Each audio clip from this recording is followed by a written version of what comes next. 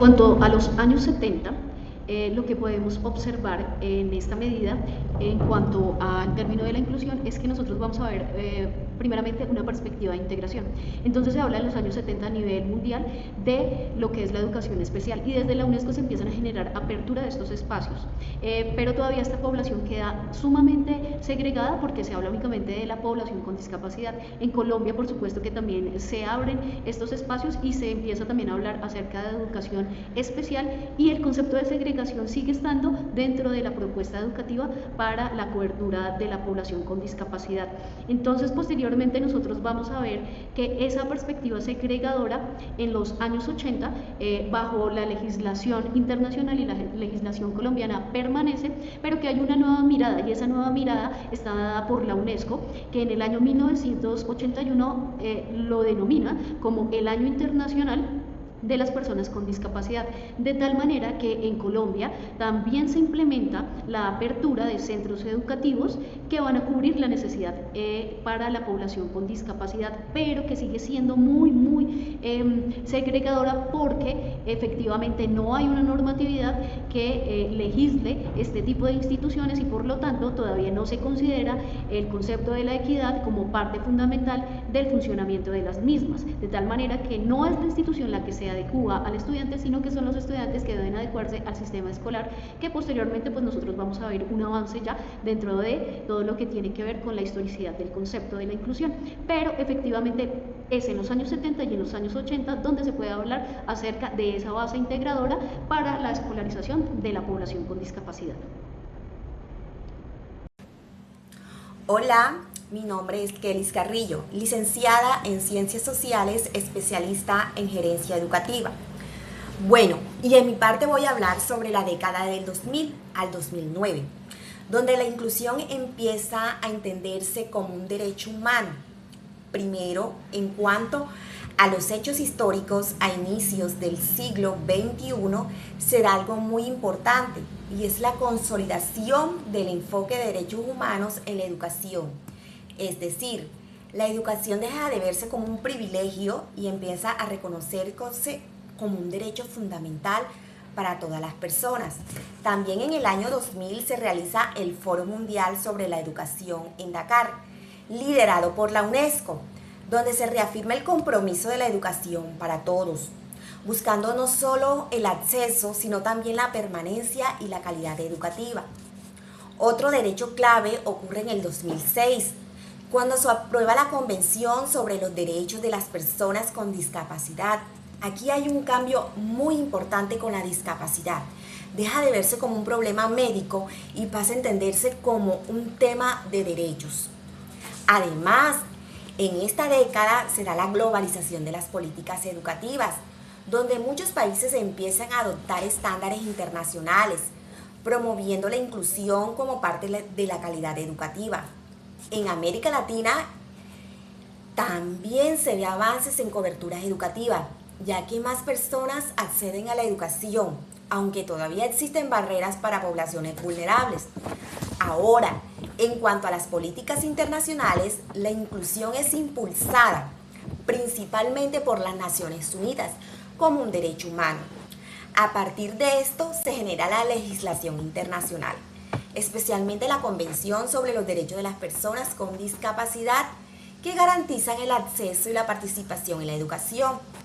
En Colombia, estas políticas influyen en el sistema educativo, promoviendo la incorporación del enfoque inclusivo. Esto se refleja en la legislación nacional, como la Ley 115 de 1994, que se fortalece en esta década para entender a las poblaciones diversas. Finalmente, el concepto de inclusión en esta década evoluciona, pasando de la integración hacia el reconocimiento de la diversidad. Muy buenas tardes, mi nombre es Jonathan Calimeño, soy licenciado en Educación Física, Recreación y Deporte. Les voy a hablar de la década del 2010 al 2020, ¿sí? Les voy a hablar en esta parte de la política internacional, ¿sí? Se consolida como el tránsito hacia la educación inclusiva como derecho humano y es el desarrollo sostenible, ¿sí? Aquí miramos que la ONU se proyecta hacia 2030. ¿Qué quiere decir esto? Que hacia 2030, a través de los ODS, se plantea garantizar que la educación inclusiva sea equitativa y de calidad en el mundo, ¿sí? Por otro lado, la legislación colombiana, hablamos nacionalmente en Colombia, la ley estatutaria del 16 al 18 de 2013 establece la disposición para garantizar el pleno ejercicio de los derechos de las personas con discapacidad. ¿Sí? Teniendo en cuenta esta información, concluimos que en la década del 2010 se representa una etapa de consolidación de la educación inclusiva. Y en la década del 2010 se fortalecen los marcos normativos y conceptuales, mientras que en el 2020 estos se ponen a prueba, ¿sí? Se ponen a prueba en escenarios de crisis, evidenciando la necesidad de sistemas educativos más flexibles y equitativos. Hola, mi nombre es Consuelo Acosta, licenciada en Pedagogía Infantil. Les vengo a compartir hechos significativos ocurridos durante la década 2020, que abarca desde el 2020 al 2029. Se identifica por tener cambios a nivel mundial. Inició con la pandemia del COVID-19, donde se transformó la vida de las personas a nivel personal, laboral y las relaciones sociales. Asimismo, se ha evidenciado cambios significativos en la tecnología, principalmente en la inteligencia artificial y comunicación digital, además de la medicina y educación virtual. También se evidencian los conflictos internacionales, como la guerra entre Rusia y Ucrania, la cual se debe en parte a disputas territoriales y al interés estratégico por recursos claves como plantas nucleares y represas de energía. Otro de los cambios significativos en esta época es el cambio climático, impulsado acciones más urgentes para proteger el medio ambiente y asegurar un futuro sostenible, haciendo de esta década una etapa decisiva para el futuro del planeta. En conclusión, desde mi área se ha podido evidenciar que se han notado cambios en el desarrollo de los niños y niñas a nivel cognitivo y el lenguaje. También se ha observado diagnósticos como el estrés, la ansiedad y depresión, siendo este un periodo de grandes cambios. Bueno, mi nombre es Sandra Icardi y vengo a hacer una breve explicación sobre la línea del tiempo de la evolución de la política dentro del marco de la educación inclusiva a partir desde el año 2020 al 2029. Aquí se dieron hechos históricos claves, que fue cuando surgió la pandemia del COVID-19, que marcó una crisis sanitaria global que transformó todos los sistemas sociales, especialmente la educación.